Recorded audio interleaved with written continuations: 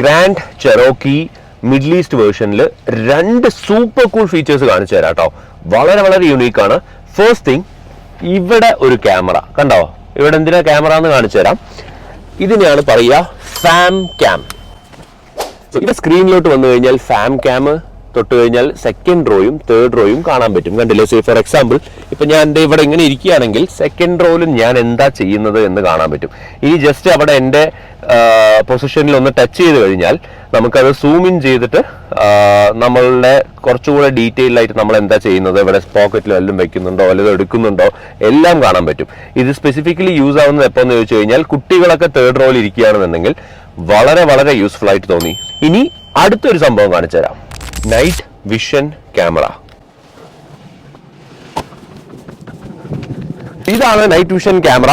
ഇതെന്ന് പറഞ്ഞു കഴിഞ്ഞാൽ UAE എത്രത്തോളം യൂസ്ഫുൾ ആണെന്ന് എനിക്കറിയില്ല. കാരണം എല്ലാ റോഡും അത്യാവശ്യം നല്ല ലൈറ്റ് അപ്പ് ചെയ്തിട്ടാണ് ഉള്ളത്. പക്ഷെ ഇന്ത്യയിൽ ഓടിക്കുമ്പോൾ വളരെ വളരെ യൂസ്ഫുൾ ആയിരിക്കും. എസ്പെഷ്യലി ഡെസേർട്ടഡ് ആയിട്ടുള്ള ഹൈവേസിലും ലൈറ്റ് ഇല്ലാത്ത റോഡുകളിൽ ഓടിക്കുമ്പോൾ വളരെ അടിപൊളി ഒരു സേഫ്റ്റി ഫീച്ചറാണ് ജീപ്പ് ഗ്രാൻഡ് ചെറോക്കിയിൽ വരുന്നത്.